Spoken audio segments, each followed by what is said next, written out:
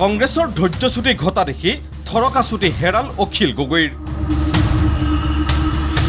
ভূপেন বৰাৰ এক হুমকিতেই অখিল গগৈৰ ঘোষণা যুদ্ধবিৰতি।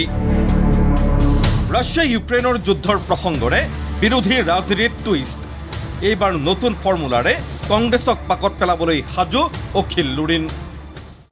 মই অখিল গগৈ ডাঙৰীয়াক এষাৰেই ক'ম, যেতিয়া এটা সশস্ত্ৰ সংগঠনে চৰকাৰৰ লগত আলোচনা কৰিব বিচাৰে তেতিয়া চিজ ফায়াৰ ঘোষণা কৰে, যুদ্ধবিৰতি। চৰকাৰে যদি আলোচনা কৰিব বিচাৰে তেতিয়া সশস্ত্ৰ সংগঠনটোৰ প্ৰথম চৰ্ত কি হয়? যুদ্ধবিৰতি। মই ভূপেন বৰা ডাঙৰীয়াৰ প্ৰতি আহ্বানৰ প্ৰতি সঁহাৰি জনাইছোঁ। তেখেতে যুদ্ধবিৰতি শব্দটো কৈছে আৰু ঠিক আছে, তেখেতৰ ভাষাৰে কৈছোঁ যে আজিৰ পৰা আনুষ্ঠানিকভাৱে আমি ৰাইজৰ দলে যুদ্ধবিৰতি আজিৰ পৰা মানি লৈছোঁ, যুদ্ধবিৰতি কৰিছোঁ কংগ্ৰেছ দলৰ লগত। যুদ্ধ কিন্তু আমি কৰা নাছিলোঁ, কংগ্ৰেছে কৰিছিলে। আমি পীড়িতহে হৈছিলোঁ, আমাৰ ওপৰত আক্ৰমণহে কৰা হৈছিলে। সেইকাৰণে শেষত আমি প্ৰত্যাক্ৰমণ কৰিছিলোঁ, সেইটো বেলেগ কথা।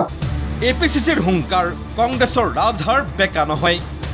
মিত্ৰকৈ কোনো এক গালি পাৰি থাকিলে মূৰ তল কৰি বহি নাথাকে কংগ্ৰেছ। ৰাইজৰ দলৰ নেতা অখিল গগৈক কংগ্ৰেছক অধ্যয়ন কৰাৰ আহ্বান APCCৰ কাৰ্যকৰী সভাপতিৰ।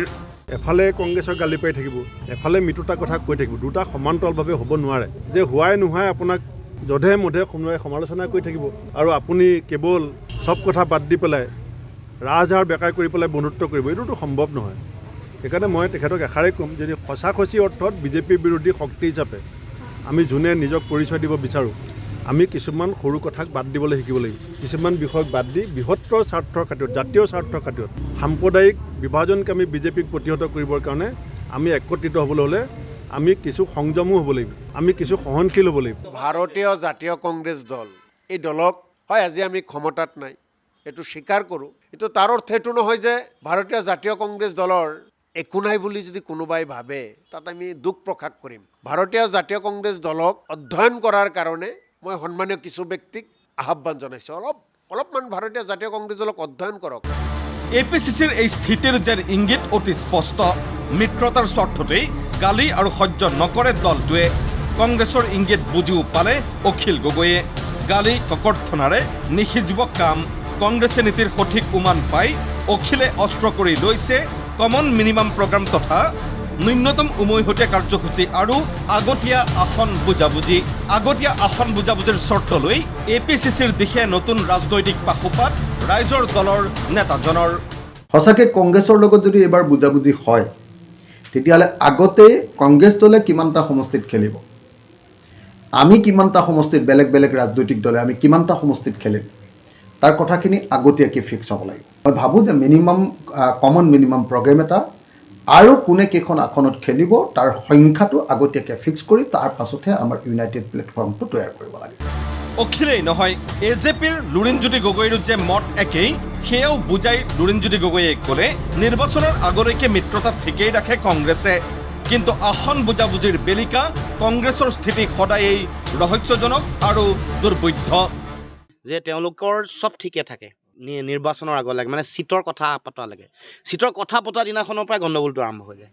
এইটোতো ভাল কথা নহয়, কাৰণ এৰা ধৰা চবেই কৰিব লাগিব। কাৰণ দলৰ স্বাৰ্থ আৰু ব্যক্তি স্বাৰ্থৰ ঊৰ্ধলৈ গৈ মুখ্যমন্ত্ৰী হ'ম বুলি ভাবি থকা কথা বতৰাবোৰ সামৰি প্ৰথমে বিজেপিক হৰুৱাই লওঁচোন আহক, এইটো ভাবিব লাগিব।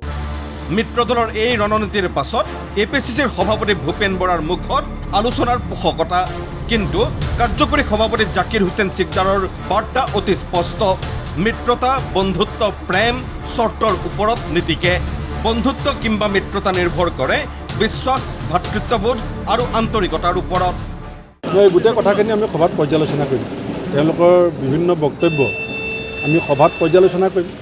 কি ক্ষেত্ৰত কি বিষয়ত কিয় এনেকৈ কৈছে সেইখিনিতো সকলোৱে শুনিছে, অসমৰ ৰাইজেও। এইখিনি আমি আলোচনা কৰিম, কৰি পেলাই আমি 15 তাৰিখে আবেলি আপোনালোকক জনাম।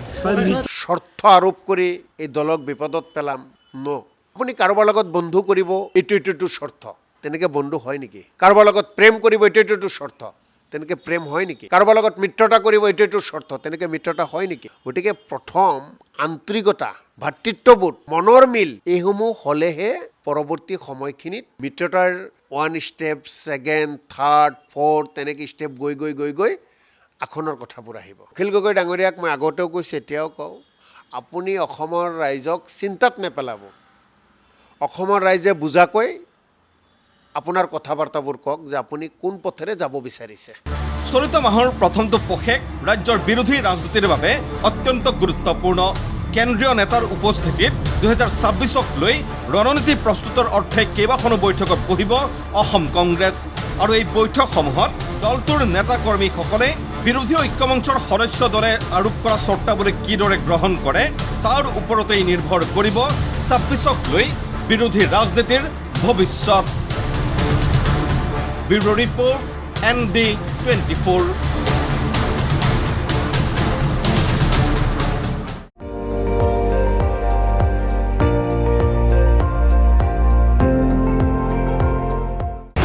আপুনি চাই আছে ND24, সৰ্বশ্ৰেষ্ঠ নহয় সৰ্বোত্তমৰ দৌৰা।